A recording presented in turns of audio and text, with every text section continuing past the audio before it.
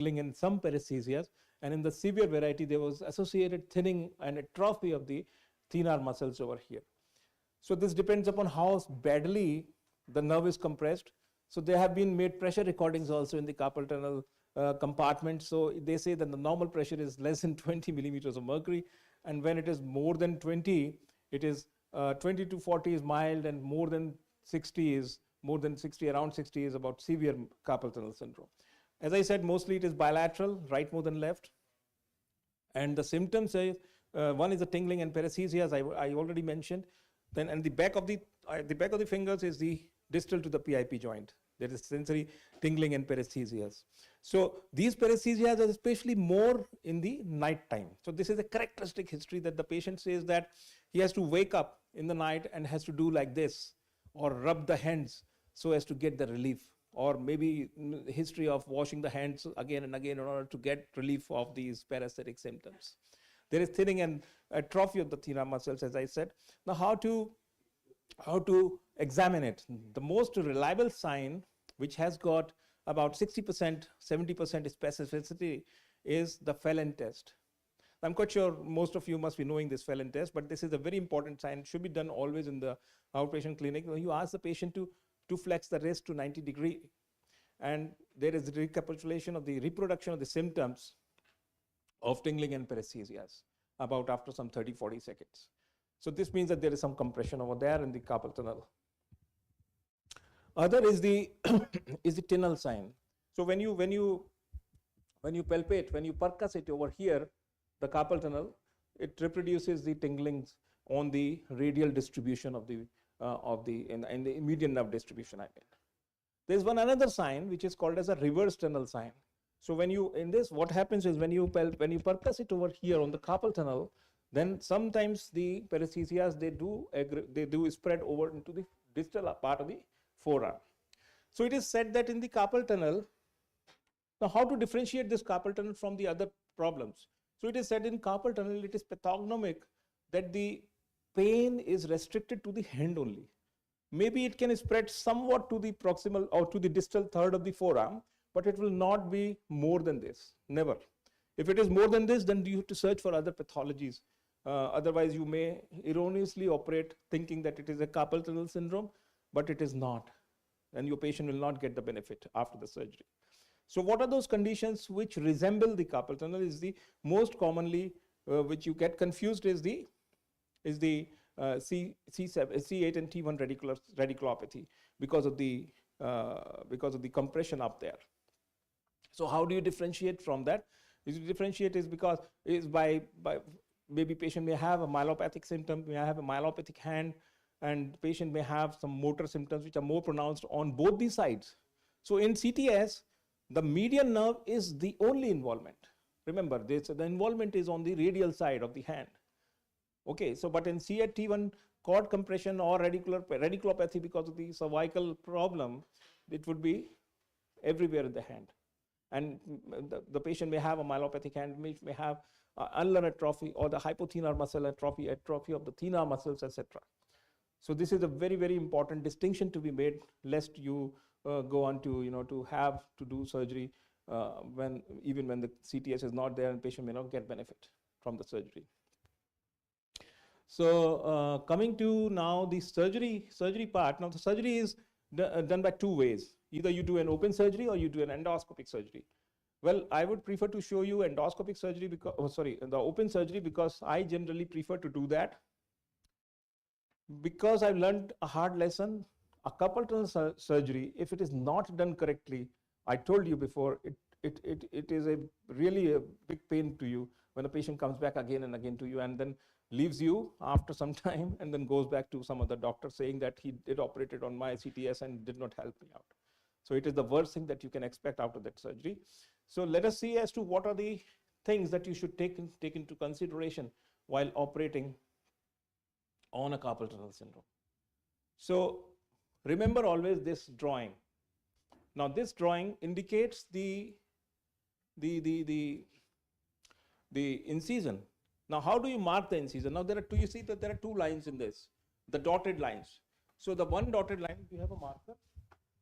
Yeah, okay.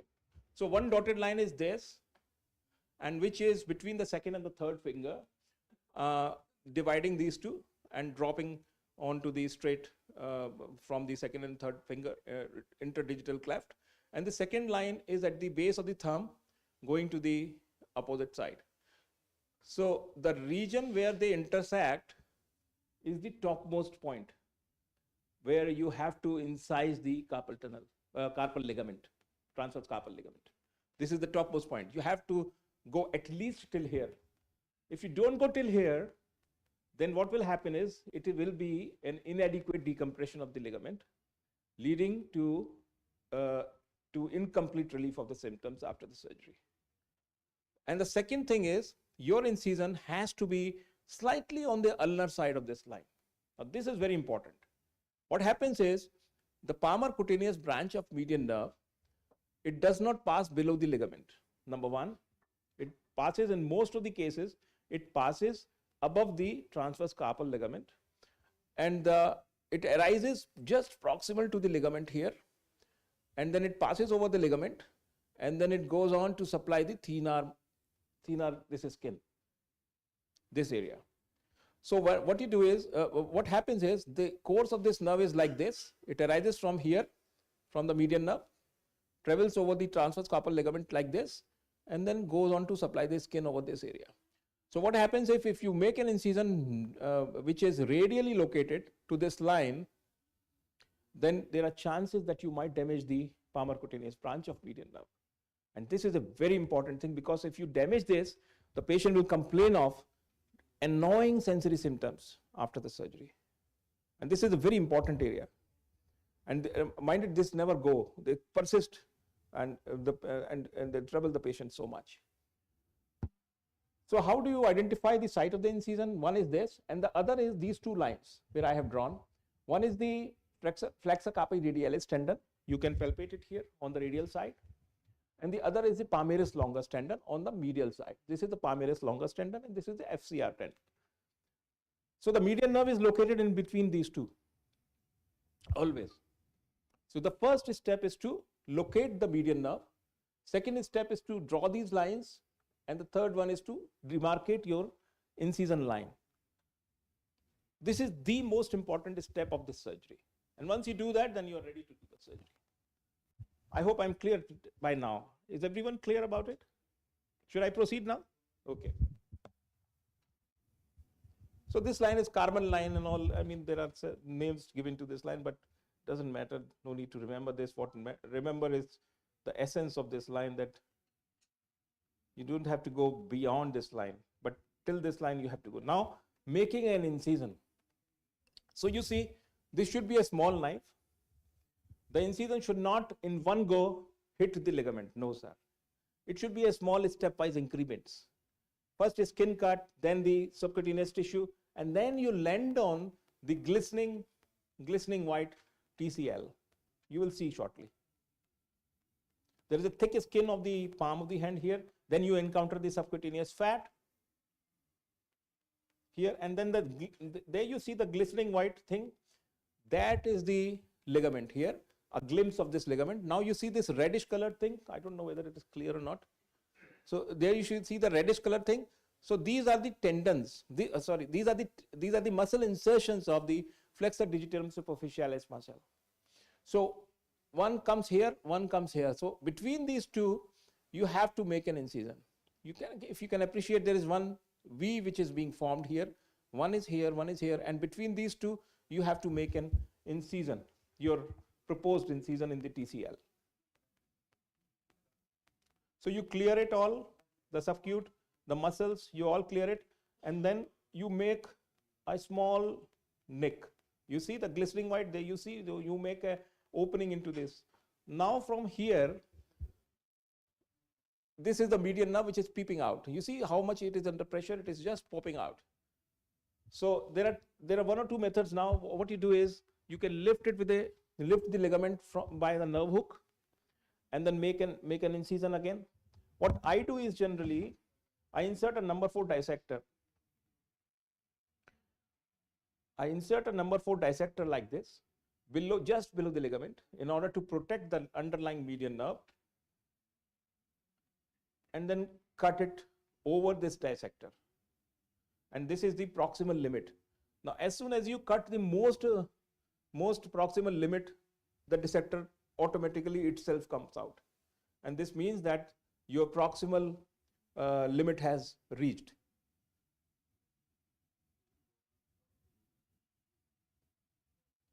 So this is the proximal opening has been made entirely, and you can feel that your dissector passes very, very easily proximally.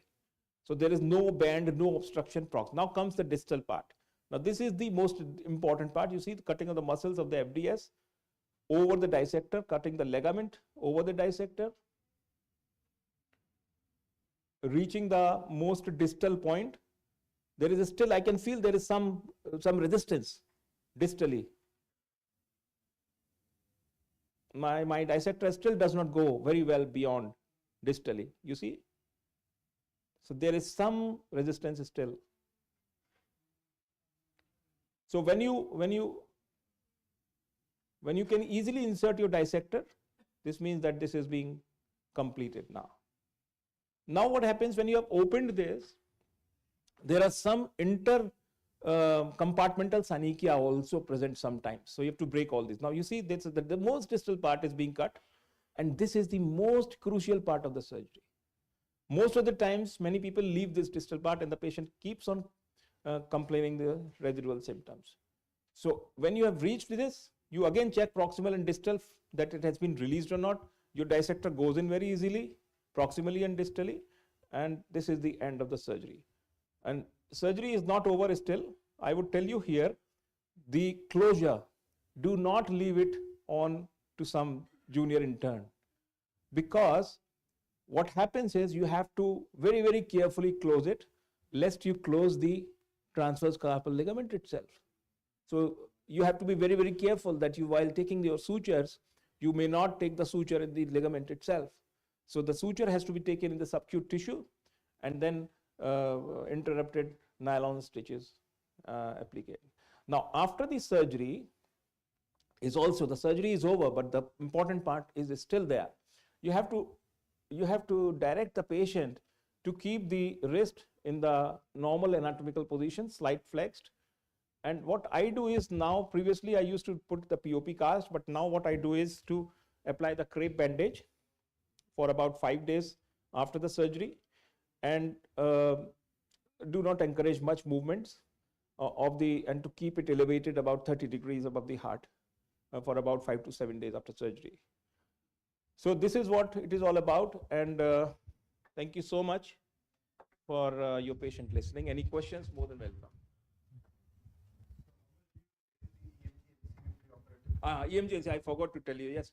So EMG, see carpal tunnel is mostly a clinical diagnosis, but EMG, I always get it done. Always get it done. The reason being that EMG is pathognomic. The findings of prolonged latency more than 3.7 milliseconds, sensory latency more than 3.7 milliseconds is a diagnostic test in more than 80% of the cases of CTS. And the prolongation of the motor latency of more than 4.5 seconds in the median nerve is a diagnostic. So I always get it done in the cases of CTS, this EMG as a part of the normal investigative protocol.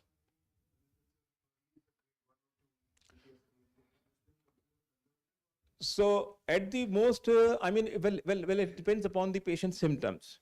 And how much the patient is being bothered with these, with her symptoms, with her or his symptoms, basically. So normally, what I do follow is, in severe CTS, generally it is required. The surgical decompression is required. In mild and plus minus moderate cases, generally NSAIDs and rest to the wrist, and eliminating the flexion extension of the wrist is required. So that is what I follow. Right. Thank you. Redo surgery. Redo surgery is again opening. I mean, do not try to do the endoscopic option for the redo one. Number one, and number two is, I mean, I have done quite a few redo cases. I mean, it's really not a very good experience to do this, because the median nerve is all stuck all around. And howsoever, if you have to do it, be very gentle to the median nerve, because I would tell you, median nerve in a CTS is very, very sensitive. Even a small handling of the median nerve, patient will later on complaints of tingling, annoying tingling sensations. So in a redo, always prognosticate the patient that, look, I mean, you will might be having these symptoms after the surgery, and then be very gentle. Always do a sharp dissection over the median nerve, no pulling around, and this is the thing. I just want to make some comment. Yes. Sometimes we take a biopsy around the fibrous tissue, epinurium, so that you know how much degree of fibrosis has come, because it's only not the flexor retinaculum. When you go to the middle of the palm, it is the fibrosis around the nerve. See, actually, when I was junior resident in neurosurgery for 3 months, 78, Dr. Banerjee used to do it, transverse incision. Then he used to struggle. You can, from transverse incision, you cannot go middle of the palm. So when I started doing it as assistant professor, I started doing long incision. Because it's better to give a long incision and don't struggle, and give a short incision and struggling. Because if the nerve is not cleared, or middle of the palm, this much. Otherwise, mostly that what sir is telling is absolutely true, because mostly the cause of the failure is difficulty or inability to release the distal aspect of the median nerve. And there is always fibrosis around it. Yeah. Because the causes are so, there will be, and that is the reason, see, minimum bleeding and even little bleeding, you should be very careful, because it will recur with some small amount of pain, because that again will induce fibrosis. To some reason or other, this what is that, myxedema patient, they have propensity for fibrosis. You know that. That's the reason why this get here compressed. Two things, fat and the scarring. That is all scarring. Yeah. So one of the differential diagnoses is tenosynovitis also. So you have to be very, very wary of this differentiation and accurate diagnosis of CTS. Otherwise, I mean, you do the surgery and the patient may not get the symptom relief as well. I mean, this is the worst thing that you can expect. Yeah, I mean, but in tenosynovitis, I mean, the common differentiating feature between the two is that they do not have these sensory symptoms, more disabling sensory symptoms like tingling and paresthesia. They happen only when the nerve compression is there. They may be having the pain here, but the tingling and paresthesia, and the Phelan sign is clinically the most reliable diagnostic test, which is positive in about 60 to 70% of the cases. And of course, the EMG is there to help you out. So do not take this a small thing very lightly, I tell you. I hope if you learn this take-home message, then the purpose of my talk is over. I think we never publish it. I think Neurology India published 100 cases. If you look at the Neurology India in last 10 years, Saurav has published endoscopy. Before, so how many cases already? 30, 40 cases, something. Publish how much? Publish. But anyway, before that, somebody has published more than 100 cases, classical surgery, microsurgery. Not because we never wrote a paper. Dr. Banerjee must have done at least 100 cases, because he used to do 10 to 15 cases in a year. And he worked so many years, 30 years he worked.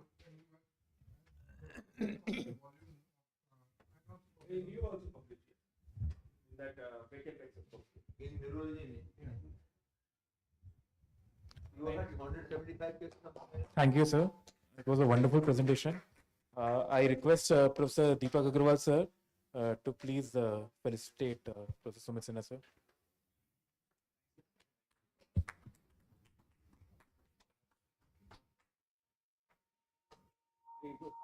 I request Professor Mahapatra, sir, to present Sumit Sinha, sir, with a moment.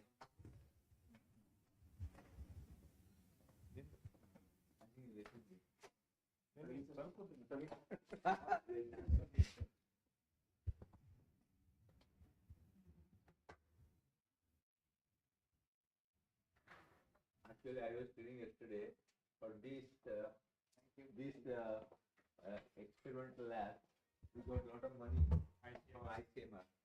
It was 2014. Huge grant from IIMS. I bought you the book. I will send you the book. So continuing with the next talk on management of global brachial plexus injury, Ganga protocol by Dr. Praveen sir.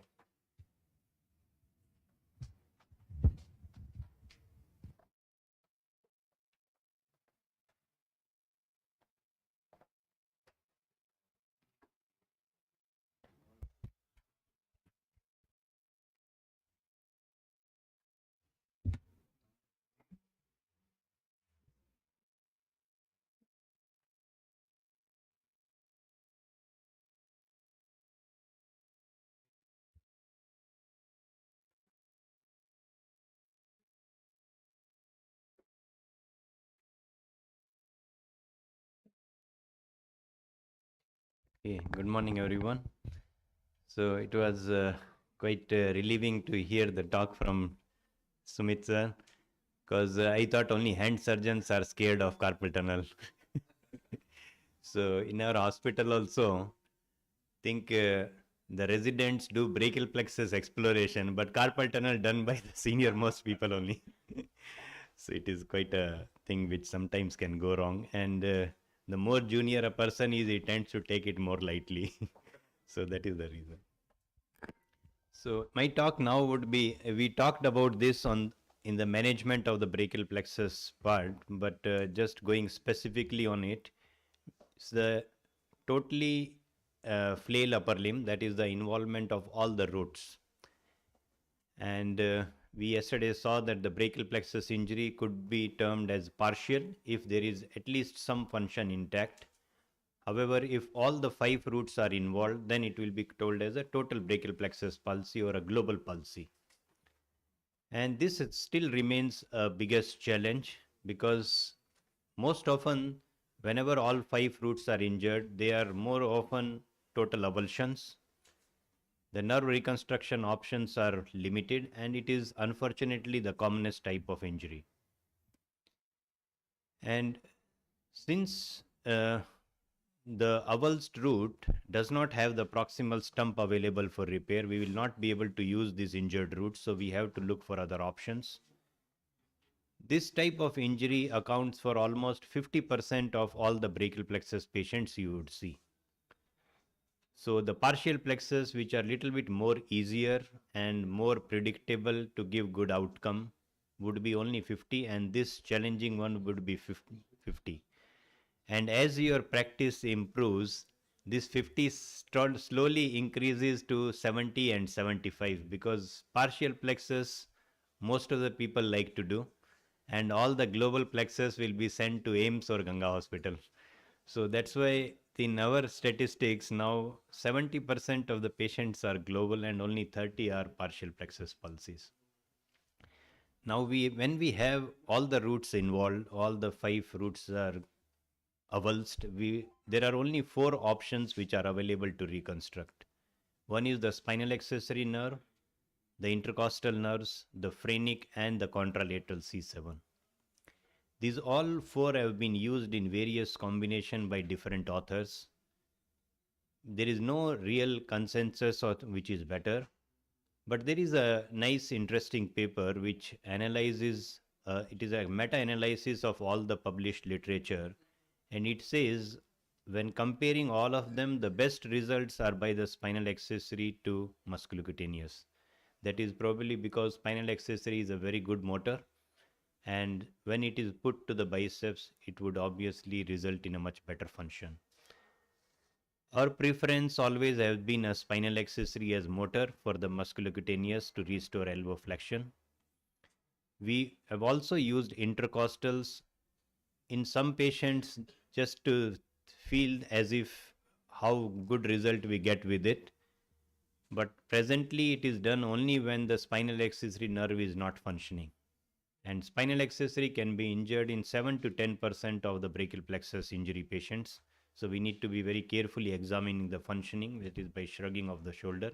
If spinal accessory is clinically not working, then we first itself plan to do an intercostal to musculocutaneous transfer. Phrenic is commonly used in literature by some surgeons, but in our hospital we had a patient who had undergone phrenic to musculocutaneous transfer. He had good result, But when we went for doing a free functioning for him, he had some complications during surgery because of the phrenic palsy. And since then, in hospital, we never use the phrenic for musculocutaneous. And contralateral C7 really just for a musculocutaneous is not a very nice thing, though you can re-innervate the hand with contralateral C7, which we have done for few patients, but not very consistently.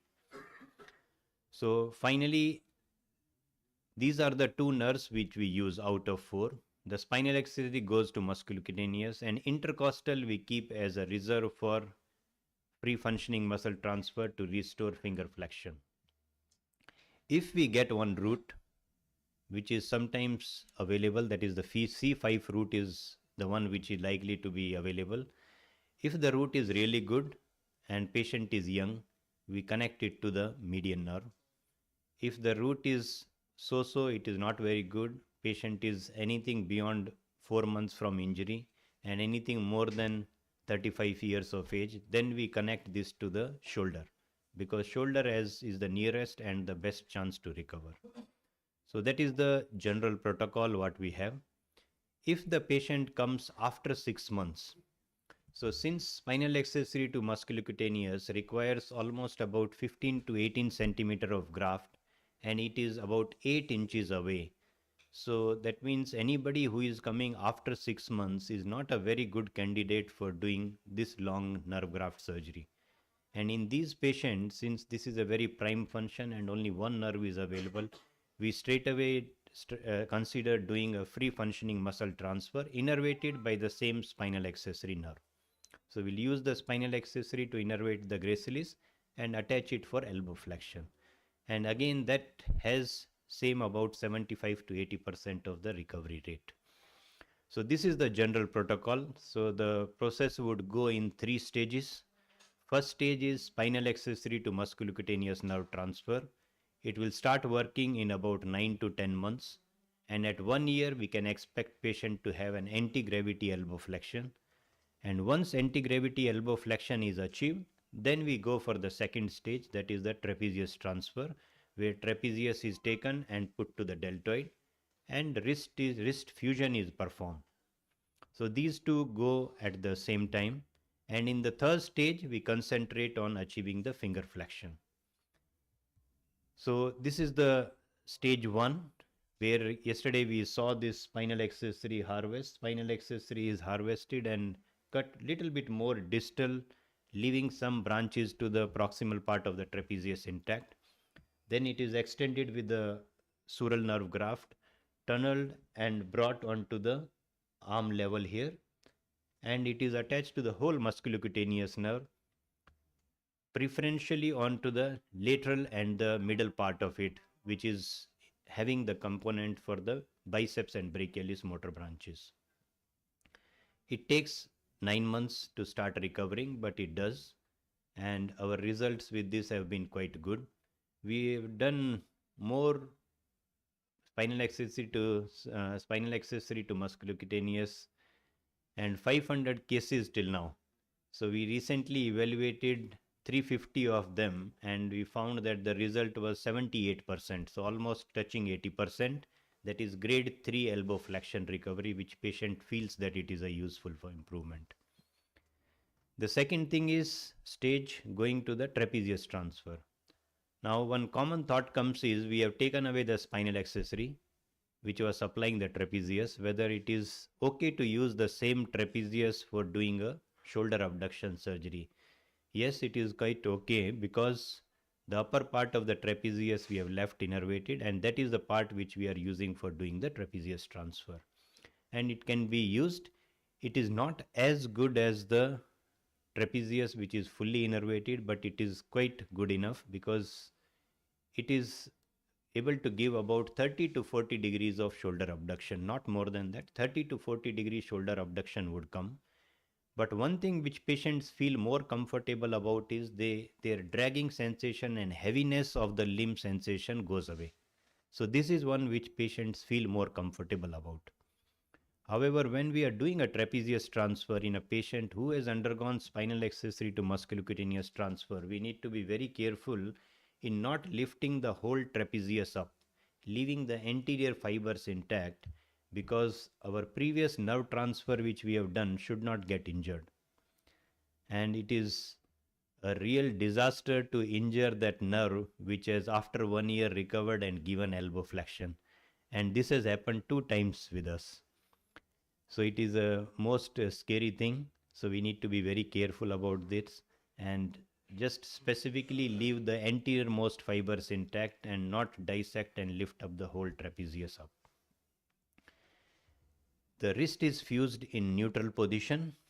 Sometimes if patient develops adduction contracture over a period of time, then we cannot fuse the thumb. Otherwise, we fuse the thumb in such position so that it is ready to hold on to something. Because we will be able to get some finger flexion, but thumb movement will not come. Thumb will act only like a stable radial post, which is going to support the fingers when it is held on to something. So now the third stage is for the fingers. So what we can do for finger, there are 2 options. We have the intercostal nerves available. So we can use 3 of these intercostal nerves and attach a free functioning muscle transfer, that is a gracilis, to them. So this is how the surgery would look like. Yesterday we have seen Dr. Ketan explained about the harvest of the intercostal. So 3 intercostals, that is the gracilis muscle going from the attached to the clavicle and elbow flexion. It is going to the finger flexors. Finger flexors are kept in full flexed position. This muscle starts working in 6 months. It will give a good flexion, but patient will not be able to open up the finger. So that is one complaint which all the patients have. They have to open up the fingers with other hand and then give something in that hand and hold. So it will be a passive assist. It will not be an independent hand, but it will be a passive assist. But patients feel quite okay with that because they are able to lift up some weight. So about 2 kg of weight they will be able to lift. They can hold something and maneuver. So these are the 2 things which all of them tell that they are able to do. This is the level of finger flexion they can get. But it is quite powerful. And then with this movement they are able to hold something, stabilize a bike and drive. If the patient has recovered grade 4 elbow flexion, which would be present in about 70% of the patients, then when we compared these patients with free functioning results, we found that the result is exactly the same. And this surgery is much faster, much simpler and more assuring to get a good result. So now we do more commonly transfer this biceps to finger flexors. Biceps, the whole tendon must be divided. We cannot do a partial transfer or in continuity transfer because in continuity transfer does not have good excursion. So we must divide the whole biceps tendon. Then it is attached to fascia lata and tunneled and attached to the finger flexors distally. Something like that.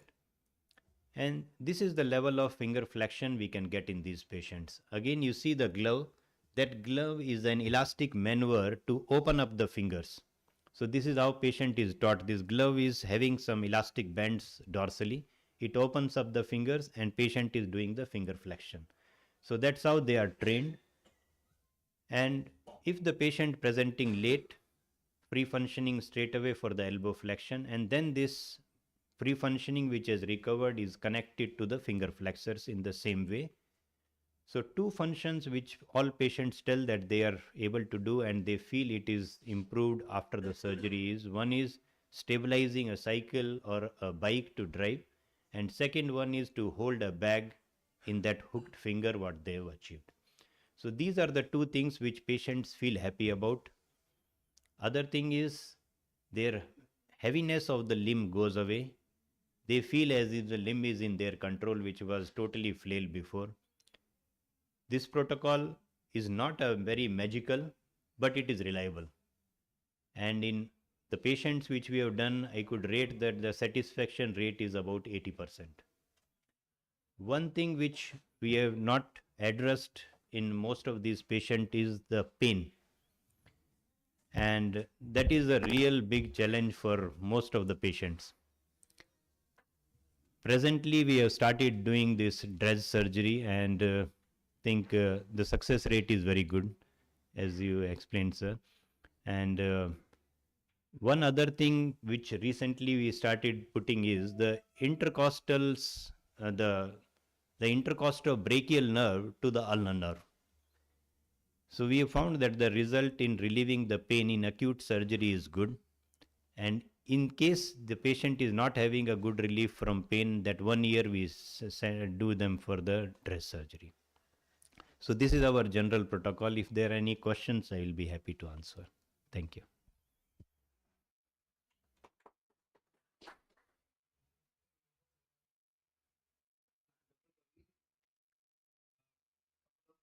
Yes, sir. One is for the finger flexion. Is it bracelets or biceps or is both of them? No, sir. Either of the two, sir. Either. Yes, sir. So my question is, suppose we stabilize the shoulder with the spinal accessory to supercalamus and reinnervate the biceps and the brachialis with the intercostals. Yes. After it is reinnervated, can we not pull it down? Yes, sir. We can pull, sir. But in our cases, that is one nice thing you have caught, sir. So we also thought that this will be a good combination. You do spinal accessory, supraschapula, intercostal to biceps.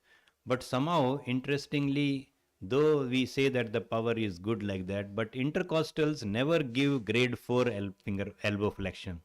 Okay. It is grade 3, it looks nice, but they are not able to lift 2 kg weight. Okay. And when they are able to lift 2 kg weight, that biceps only is suitable to give to the finger, because we are detaching the whole biceps. So if a biceps which is not able to lift 2 kg weight is detached, then their elbow flexion power may reduce. So when you detach the biceps, that has been reinnervated with the accessory nerve, Yes, sir. and the brachialis is still functioning. Both this biceps we have attached always to musculocutaneous nerve. And this biceps and brachialis both will be functioning, but biceps will be more than the brachialis. My question is, the biceps continues to give elbow flexion also along with finger flexion. Yes, sir. So this biceps, we need not, like I got your question, whether it is the brachialis which is doing the elbow flexion. It is not the brachialis doing, sir. Brachialis doing, then you are very comfortable in cutting fully. Correct. So initially we were worried, but it is not a worry at all. The biceps is still in the same direction. And since the tunneling is done under the FDS arch, so when we are doing in the cadavers, I will show, so we should not take it subcutaneously. So if we take subcutaneously, then the anchorage of the biceps tendon reduces. So if you take it under the flexor pronator arch, that is the new anchorage point for the biceps tendon. And it functions same. There is no difference in the elbow flexion at all. So the power is almost the same. But this is when the biceps is strong to begin with. If biceps was not strong, then there is a slight doubt. So we would have done more than 100 biceps to finger flexors. Out of them, only one has been with intercostals. So intercostals somehow does not give that much strong elbow flexion. I think for neurosurgeons, I think that is a simpler compared to gracilis. Yes, because sir. it is, we are always doing with the biceps anyway, playing with it. Yes, sir. So to attach, tensor fascial lata or whatever. to Yes, sir. It appears simpler. Yes, sir. It is actually very simple. I will show today. It is operation. Suppose like many meetings when we present it looks like you're making it look like very simple. So the stage wise is so simple, and it will surely work. There is no doubt that it is going to work. And day one itself, his patient starts bending fingers. So my question is, when you are renovating the biceps, why don't we go ahead with this procedure at that point in time only? Yes, sir. So this fascia lata, that 20 centimeter, is going through a tunnels. It can get adhered there if it is not attached to an active muscle, sir. Okay. So muscle has to be acting from day one for it to have a nice gliding surface. So that's why to be done only when the biceps has started functioning. And same thing for trapezius also. Many people tell when you are doing spinal accessory to musculocutaneous, you are seeing the nerve there, that time only do the trapezius transfer. So that is also not a good idea to do, because the shoulder mechanics is such that it requires one stabilizer and one mover. So when in a global palsy, there is no stabilizer. We have given a trapezius and transferred to the deltoid. So that is the mover. We require a stabilizer. Once this biceps start working, this starts acting like a secondary stabilizer of the shoulder because it originates above the shoulder. So the trapezius transfer results are better once the biceps has recovered. So that's why we do trapezius transfer only after biceps has recovered, and then third stage go for the fingers. One of the issues we face is patients come very late. We hardly get any patients coming less than 6 months. So already they have shown somewhere they're coming late. Also, our waiting is long. So my question is, they already have a shoulder dislocation. Yes, sir. It's already hanging down. Now at this stage, our priority is to stabilize the shoulder. And I think that is why most of us do the accessory to suprascapular. But if we do this Ganga protocol, but instead of doing the trapezius transfer, we do arthrodesis of the shoulder. Will that work?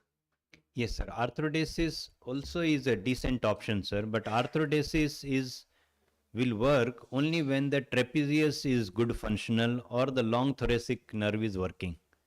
Otherwise, it will not work. It will stabilize the shoulder, but patient will not be able to move it.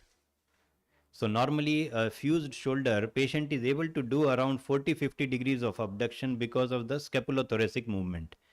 And since the long thoracic is not working in them, the scapulothoracic movement will be very less. But if he is able to shrug, that's what we assume the accessory is working. Yes, sir. So if he is able to shrug, it will not be enough for the trapezius to. Yeah. It will not be enough, sir, especially if you have taken away the spinal accessory to do any nerve transfer. Then it will not be sufficient. So that is the reason. Sir. There is some degradation of power for some period of time. Sir, it is not appreciable to the patient. So there is a slight difference, but patients are not able to appreciate that. There is a slight reduction in the range also, elbow flexion range, but it is just about 10 degrees or so. Actually, power reduction from it remains to 4, so there is no change in the power. Only thing is the supination goes off. So initially patient are doing this supination, but supination is not, it goes off after we have detached.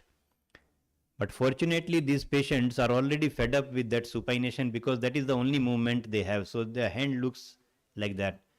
So once the hand supination is lost, many of them feel better as if the hand position is now become better because mid-prone position is more aesthetic.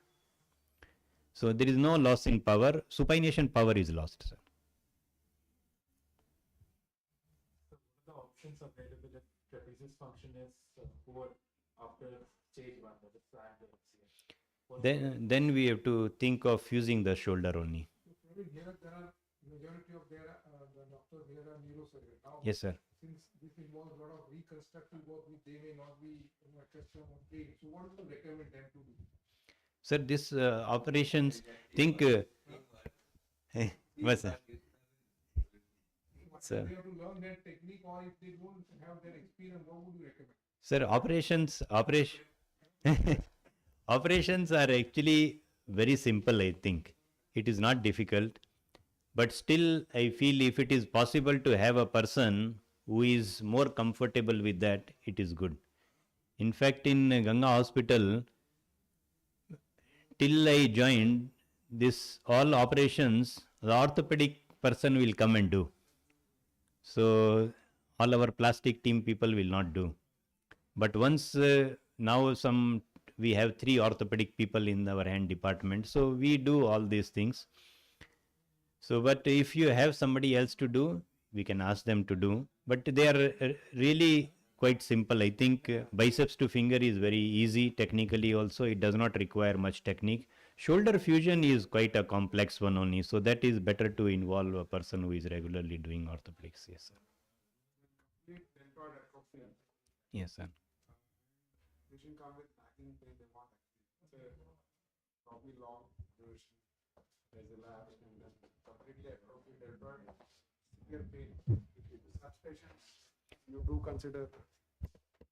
So such patient, now we are trying to sense what is his main problem. Suppose he is telling too much for pain, then we first send him for dress, sir. No, due to the shoulder injury. That pain does not. the neuropathic. Okay. So that pain, dragging pain, there are two things in that. One is the neuralgic pain. Other thing is because of the heaviness. So that patient, we ask him that in lying down position how he feels.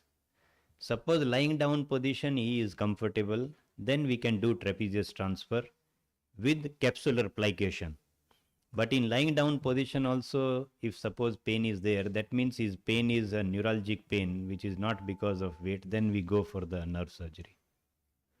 So you screws or you just straight? We put a screw, sir. Screw, yes. Sir. Dr. And, Praveen, please, sir. Dr. Praveen, as a neurosurgeon, I don't think I'll be doing a shoulder stabilization with trapezius. So what I'm thinking is, I will use the phrenic and the accessory to do the biceps as well as shoulder stabilization. Now, I want to know which will be better.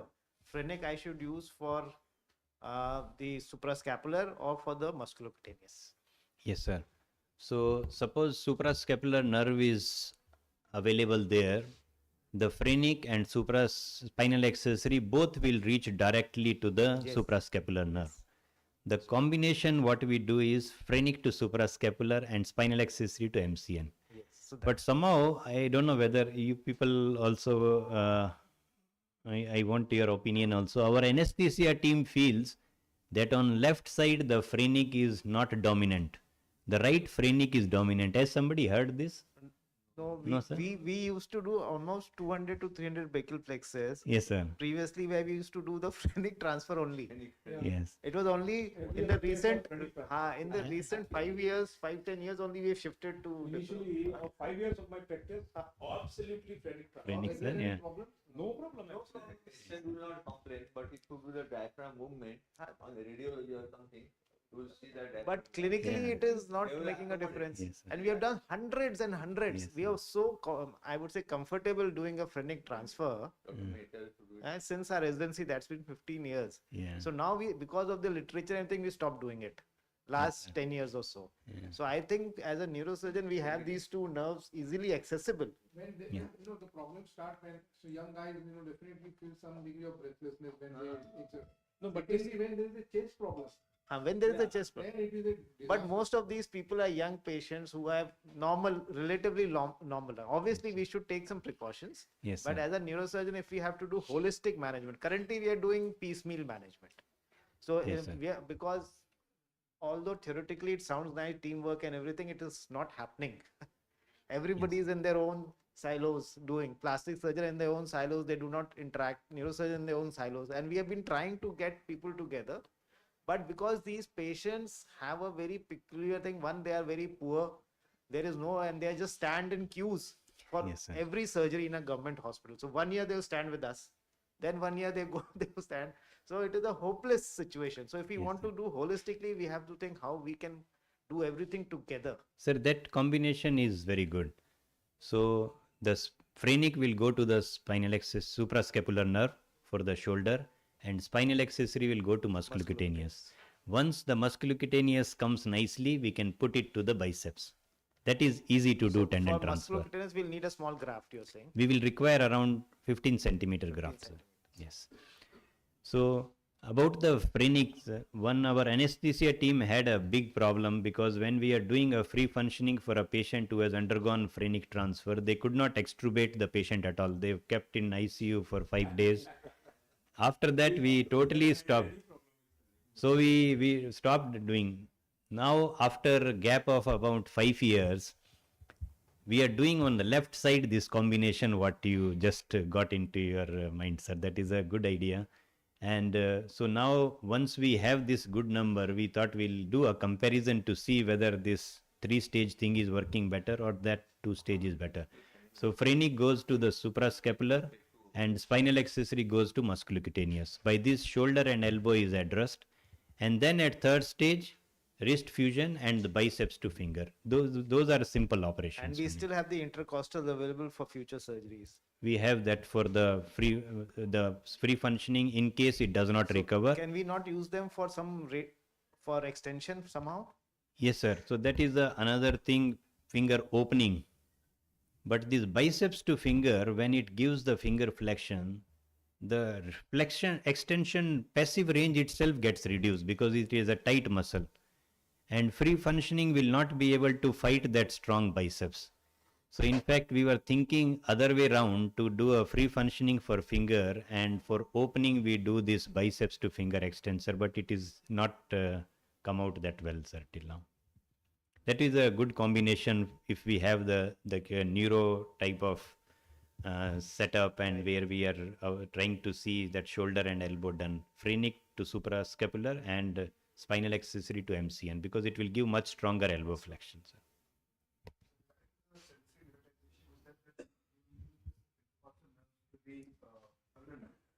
Intercostobrachial, yes.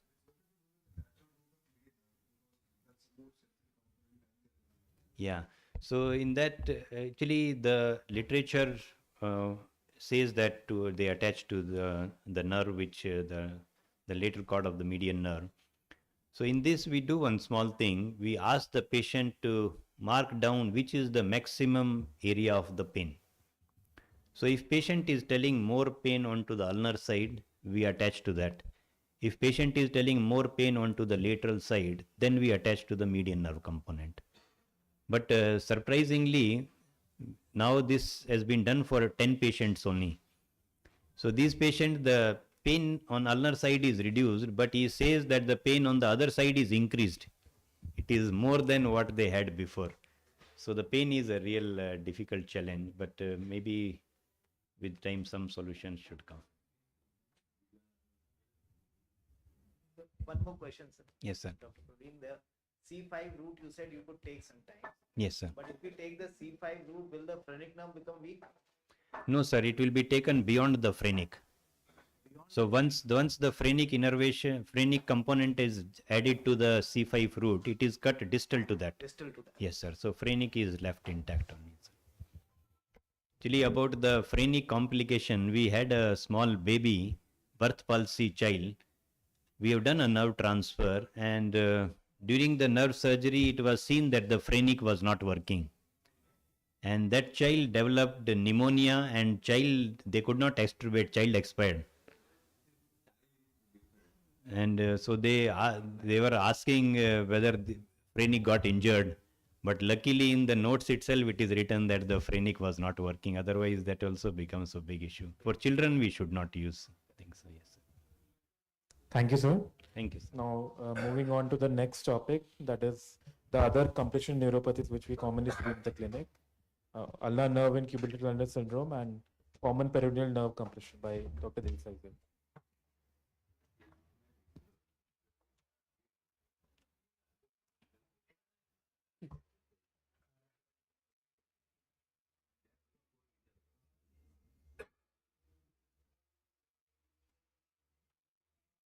So, when Dr. Surya told me that we have this workshop of brachial plexus, I said that there would be so many young people who would be attending this meeting. And since Sumit was presenting this carpal tunnel syndrome, I said that there are some other compressive neuropathy which I think are relatively more common and which they would be able to tackle the problem. I said this ulnar and peroneal now, which are really very common problems, especially the ulnar now. I think they should, be at least able to start with that to have a little bit of orientation of the problem. So I said, let us just show a small video of how to manage that. So cubital tunnel syndrome is, a relatively very common presentation, and sometimes patients really get crippled with the ulnar nerve deficit because their hand function severely get affected. And the surgical aspect, once you document that the problem is due to the ulnar nerve compression in the cubital tunnel at the elbow, it should be tackled relatively with no major problem. Only thing is that when you advise surgery, you should forewarn them they don't expect any dramatic outcomes with the respect of the motor function, because already the axonopathy, because of the compression, is already established. And if they expect that their hand is going to become normal in a situation where there is profound wasting of the muscles and weakness, is not going to happen. Because ulnar nerve, in any case, the recovery and regeneration is relatively poor compared to the other nerves. And if they expect that, then it would be too much to expect from the surgical outcome. The main thing would be the sensory component will get significantly better, the pain and numbness and all. And to some degree there can be some recovery, but not complete recovery. So you have to forewarn them, otherwise they will come and haunt you. As Sumit said, that the carpal tunnel failures will really trouble. So this is a small video to show ulnar nerve decompression. So this is an incision taken along the medial aspect of the elbow, extending partly into the forearm and the arm. Mainly the focus would be on the part where the epicondyle is, and there is a tunnel underneath the epicondyle, the fibrous tunnel through which the ulnar nerve courses, and that is the point where there is the common compression there in the ulnar nerve. So this is the incision. This is the epicondyle, and just underneath that you pass your incision, curving forward. The main reason to curve in the forearm and the arm is that the nerve passes through the two heads of the flexor carpi ulnaris in the proximal forearm, and sometimes because of the fibrous compression there can be some degree of compression there as well. And plus, in addition to that, if we want to transpose the nerve, your incision should get extended in that region so that you can get adequate length to transpose the nerve anteriorly. And in the intermuscular septum in the distal arm, there can be some degree of compression. So you should do a thorough decompression of the nerve, not only in the in the cubital tunnel, because sometimes there can be an additional compression in that region. So always do that. Now regarding the transposition, there is a great debate whether to transpose the nerve or not. The common consensus would be that when you flex the elbow and if there is subluxation of the nerve, better to transpose it. If it is not, then you can just get away without transposition. But there are different schools of thought, and some individuals just resort to only decompression in the cubital tunnel and don't do transposition, and some do transposition in all their surgical exercises. Regarding which transposition to do, whether we need to do anterior subcutaneous subfacial transposition or submuscular, also there is a big debate, and there are hundreds of papers which are there to say that this is superior and this is inferior. But that is, I think, up to individual experience. I would show both of them, submuscular and the subfacial. So this is a normal anatomical landmarks which are there. This is the facial covering which covers the cubital tunnel, and the nerve traverses through this tunnel and enter the two heads of the flexor carpi ulnaris, and then descends down in the forearm. And in the distal arm, it courses between the just underneath the medial intermuscular septum. So you need to open up this septum because there are fibrous structures sometimes there causing compression.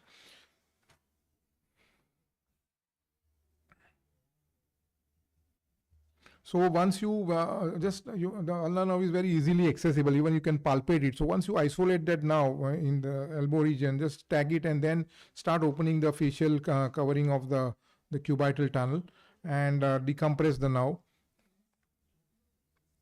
Sometimes we find that the nerve is so thinned out in the cubital tunnel when we can appreciably see that there is severe compression there.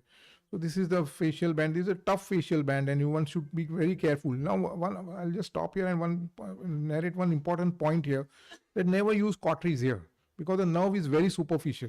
Always use scissor dissection, sharp dissection to dissect the nerve, at least to reach up to the nerve. Because if you use cauteries, as is the common tendency, you can sometimes inadvertently bow down the nerve also along with the cutting of the soft tissue, the skin and the subcutaneous. So always take a superficial incision and then do the sharp dissection with scissors till you expose the nerve. So you cut this facial band, facial layer, and decompress the nerve in the elbow region, and then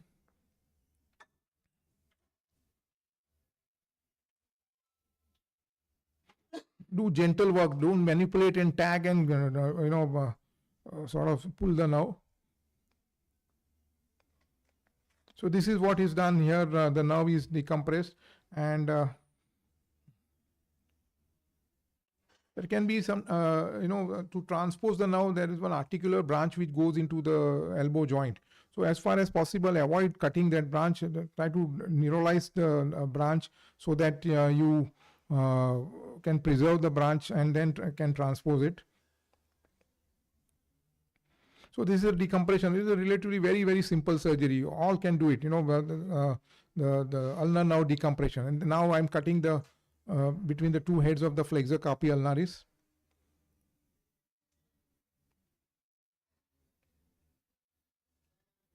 So sometimes there can be compression here also. So you have to eliminate all the points of potential compression so that the decompression of the nerve is thorough.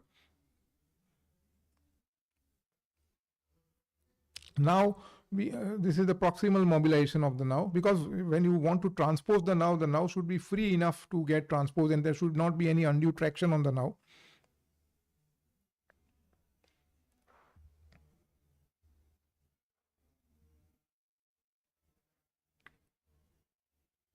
So this is just one.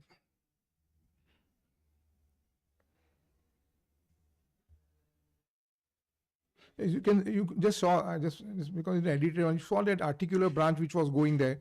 So that also was preserved. I'll just try to see whether we can.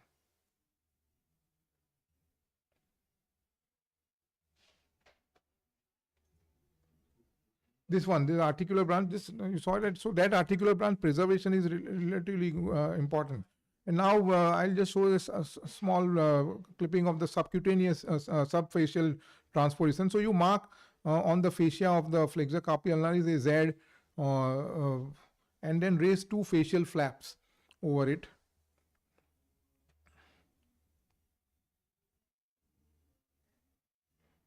There's a big debate whether the subfacial is good or submuscular is an ideal thing, but I think that needs a different discussion. So in this way, two facial flaps are raised. You have to be very careful while cutting with this knife on the medial aspect, because medial nerve is also very close. So sometimes if you don't take adequate care, then you can just injure the median nerve. So you have to be careful while doing that cutting. And all the fibrous band here should be eliminated, because when you put the ulnar nerve in a new position, the fibrous band should not be the cause of compression in that new position.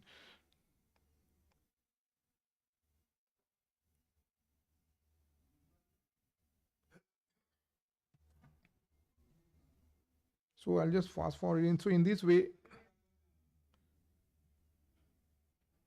so this type of fibrous bands are there that needs to be cut so that there is no pressure on the nerve.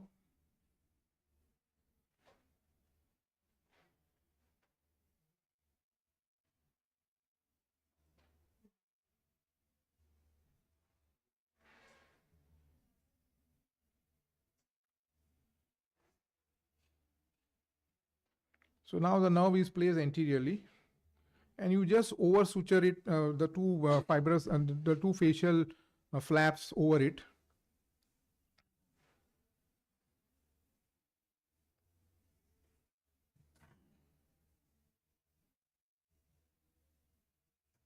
So this is the potential site of the fibrous bands here. So you need to cut that, and then you suture the.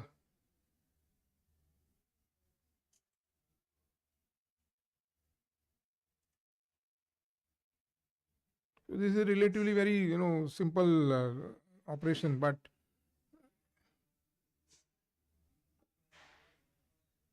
so I take two sutures over here.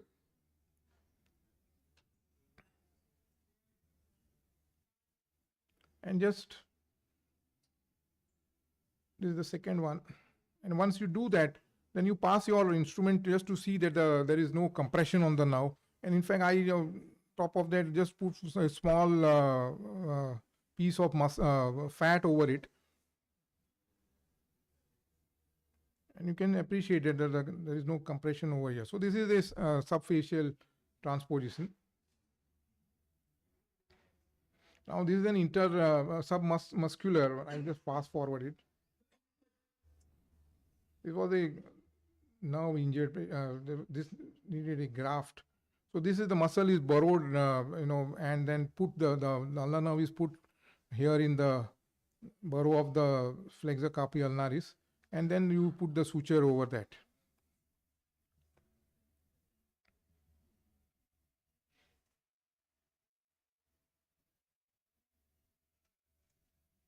So you resuture the cut muscle.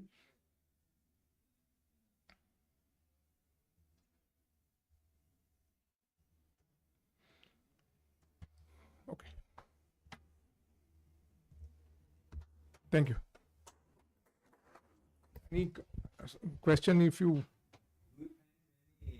Leprosy patient nowadays. Yeah, not very And common. do you take Previously, when you remove that fascia and inside the fascia, do you take a biopsy to see what is the these cause? are not lepromatous. No, not even. No, if there is there, then yeah, we take it. Then I avoid doing this submuscular There means transportation. many of them subclinical leprosy. Yeah, yeah. Today there is no frank leprosy. They are not very common now. They are not very common.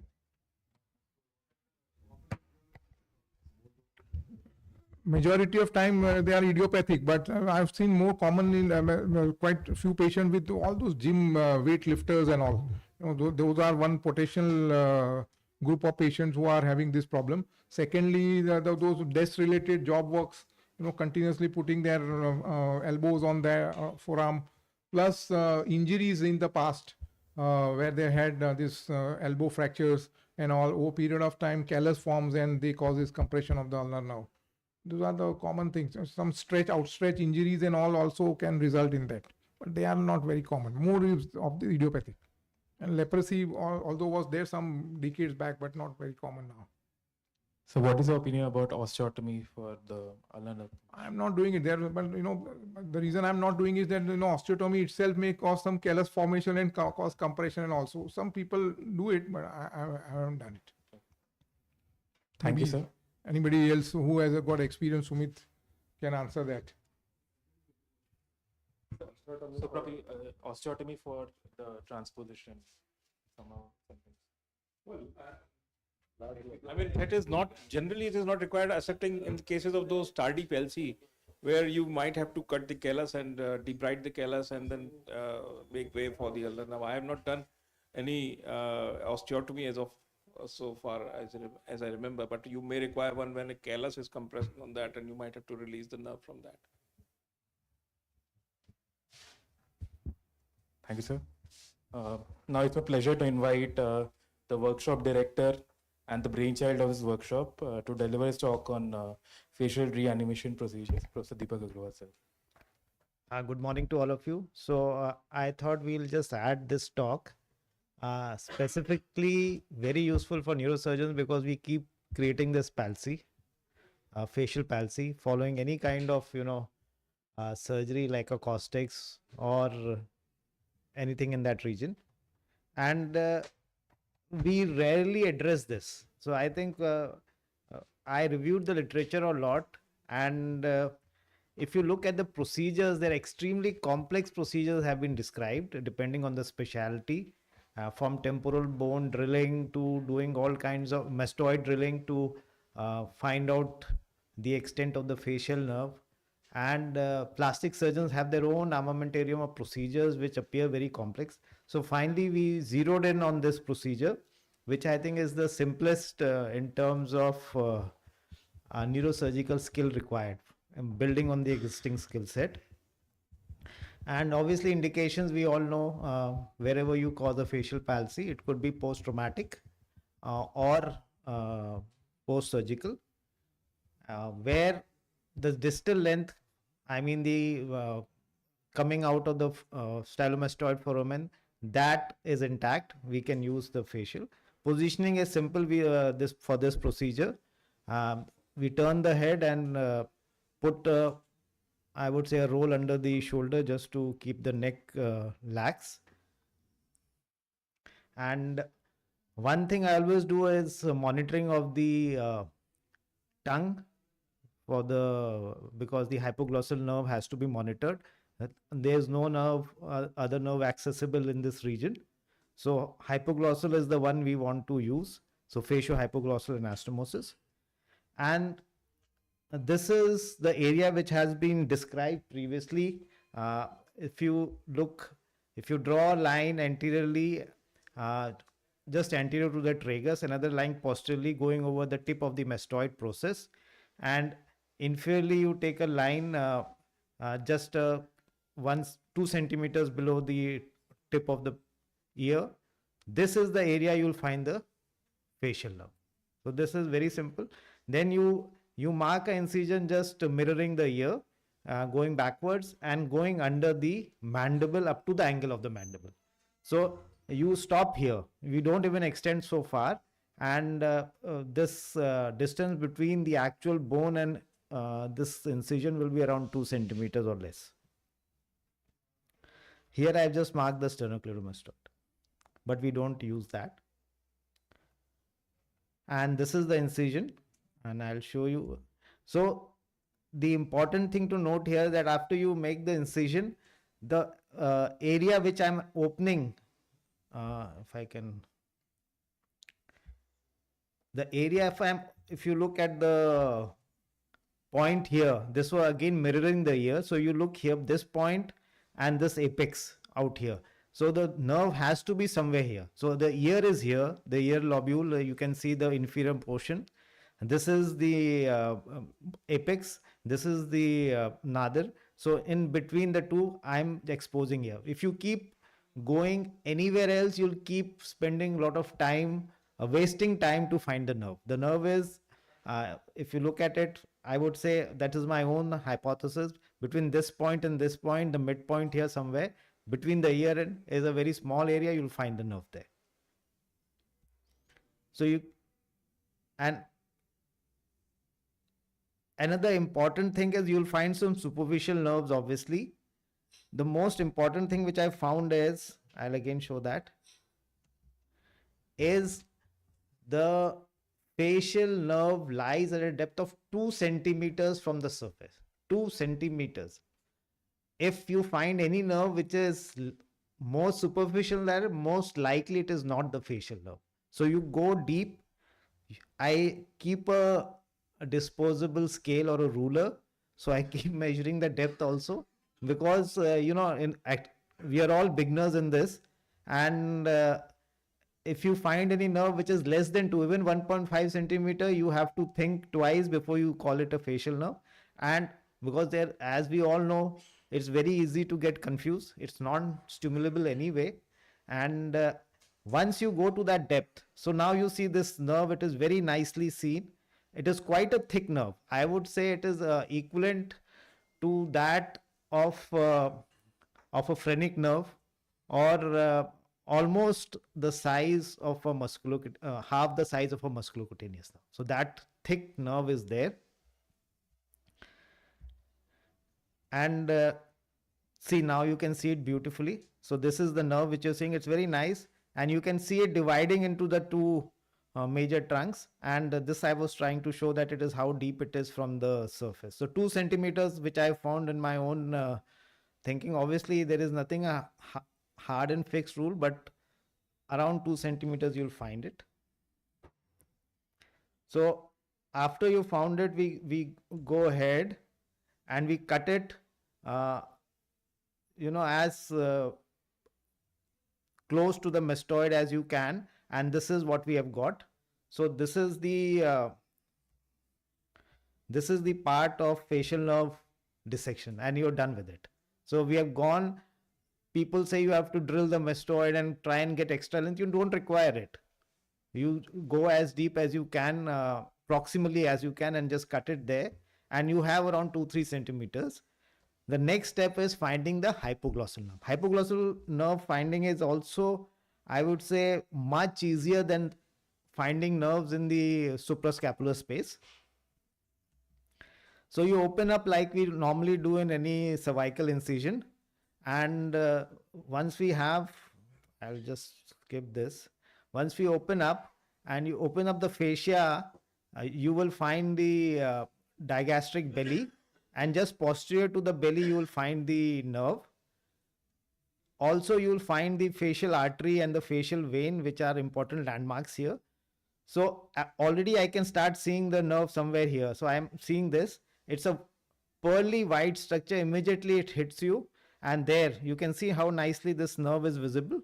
So we didn't do any major dissection, and it is nicely visible. Then you can keep dissecting out this nerve uh, towards the trachea, and up to the cricoid you can keep going. So you get a very good length of around 7 to 8 centimeters, and it depends on your I would say perseverance, how deep you want to go there.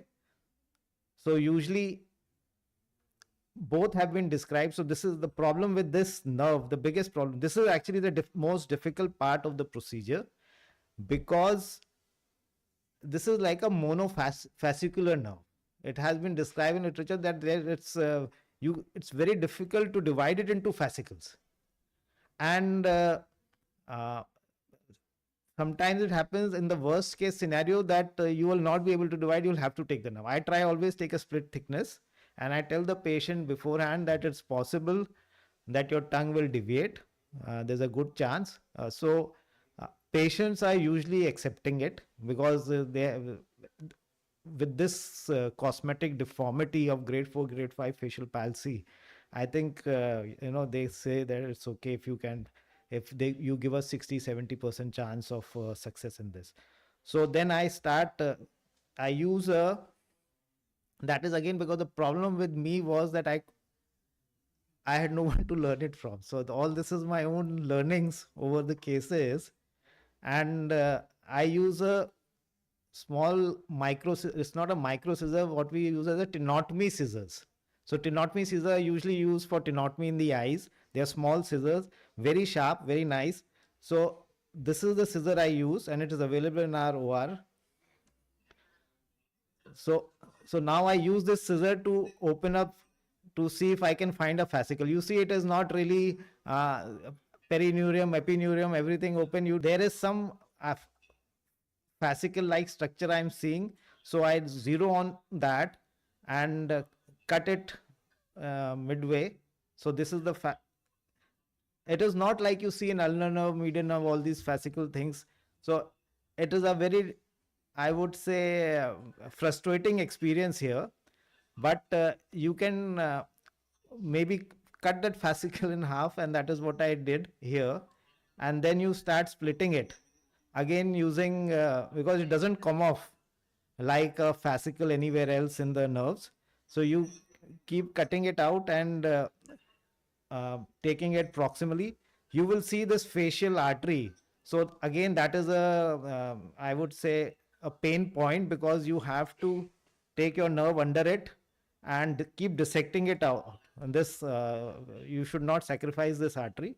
And but with patience you can take this nerve through underneath this, as we want a good length. I will fast forward it a little bit. So this is, I'm again opening it up, and because of our I would say all of us are experienced in exposing the suprascapular nerve right up to the trunk level, I think that comes in handy. So we keep doing it, keep cutting it out, and we have this nice, and I won't say it's a separate fascicle, but whatever we have done, we have taken it out. We have a good length now, and you can see this is the length we have got, and I'm now trying to see where is my facial, and this is the facial. So you see very easily we have got the length. There is no tension, nothing. You take a couple of sutures, you put your glue, and you are done with this procedure. So very, I would say it's relatively simple compared to a even in a suprascapular approach. There is no major dissection required. Only pain points are the facial nerve itself. If you know where you're supposed to look, this is that lady. Sorry, I didn't cover her eyes. So you can see there is some deviation but I think it is more to do with the facial palaces. This is the closure. You can again see the incision. So the nerve is, if you pull it down, the nerve has to be somewhere here in this area. And this is another patient. Again, you can see it is looks okay. So we don't have a long follow-up on our patients. We've done around 5 patients till now over the last, I would say, 6 months or 1 year. But the literature, what it says is, one of the biggest studies is that just by this procedure, grade 2 or grade 3, 90% of the patient. Obviously, the problem is, literature says that you should do it early. So within 6 months or so is the ideal time. But whenever the patient comes to you, you have to, there is nothing else you can offer. So even if they come after 1 year or so, we offer them this procedure. Thank you. So what's the largest, longest time period that you've done? I have done it 1 year, 1.5 years. My surgical period has been 1 year only. So I'm still waiting to the follow-up. So we will see the outcome. But interestingly, like when we cut a nerve, and you can see if it is a live nerve, the tone increases of that distal end. It becomes like a slightly taut. Similarly, when we do this, the tone comes back in a face for some time initially also. The patient has that instant feeling that my face has become tighter. So I cannot explain it, but they feel very nice. Suddenly my face feels tighter. So maybe it's the chemical release at that point in time, but long term we'll share next year when we meet. You counsel the patient regarding the tongue atrophy. Yes, we counsel. Their main worry. So I have 60 to 70% of the patient will not agree, simply because they have already had a surgery. They already had this major palsy, facial palsy. They don't want to undergo any other surgery. So you counsel 10 patients, 3 or 4 will agree, maximum 3. So that is why we have managed to get, I must have counseled 15-20 patients. Masseter nerve we have not. Relatively very simple exposure. Tongue atrophy problem is not there. Masseter just in front of the tragus and just below the zygoma, over the masseter muscle. This masseter, nowadays there are a lot of reports of using it.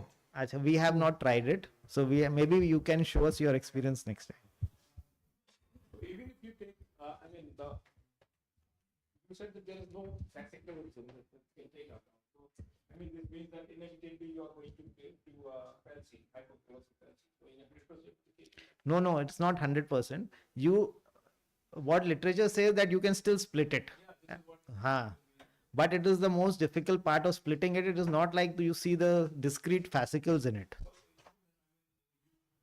Try to take fascicle, even then we try to split it.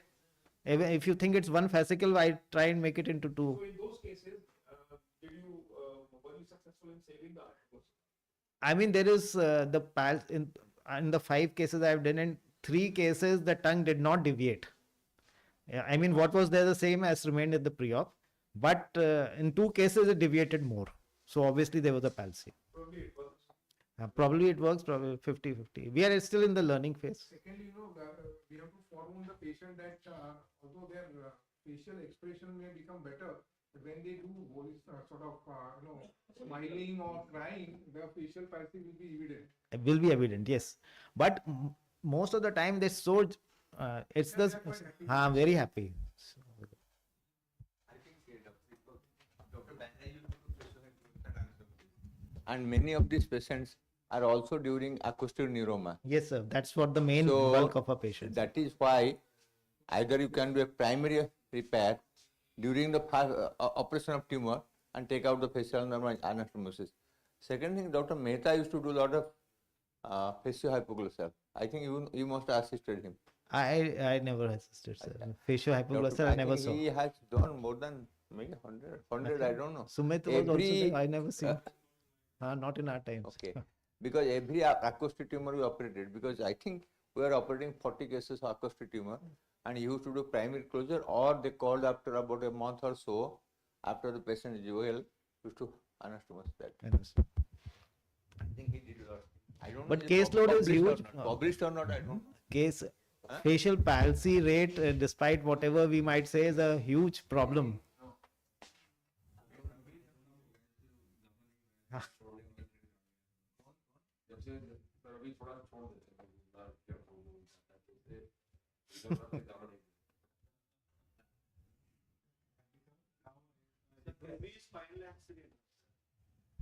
Sorry, spinal accessory for Yeah, previously it was done हाँ. extensively.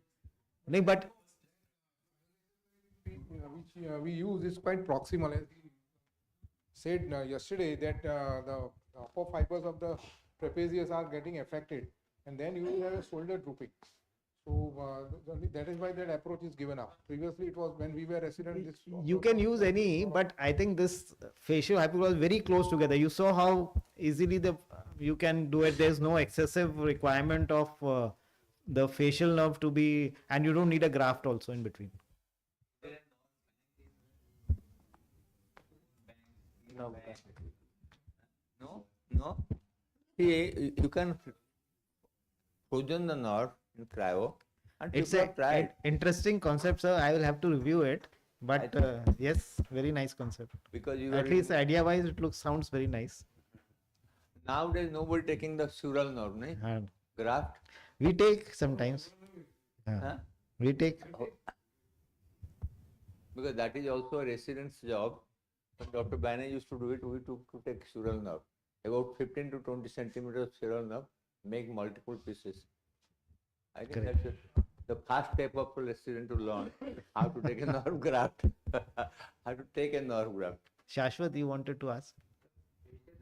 Mesenteric nerve. That what he said, Dr. Ketan Desai, that that can be done, but we have no experience. We have not tried it. So maybe he can show us next time when he's here. Thank you, sir. I request everyone to join for breakfast.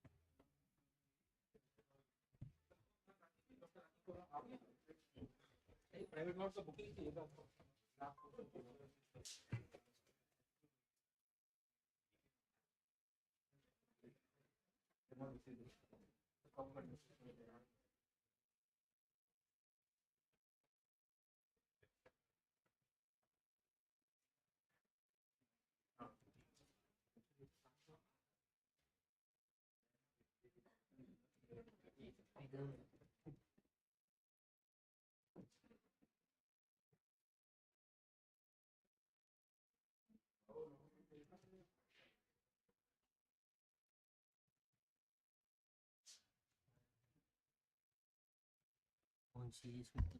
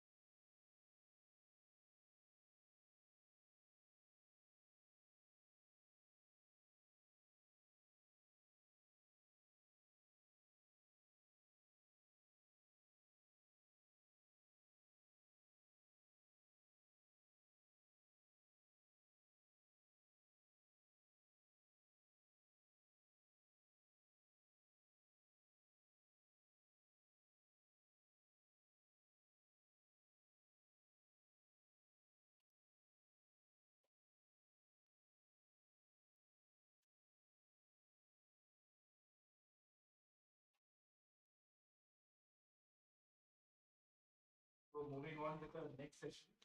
The next talk is by Praveen sir on principles of tendon transfer.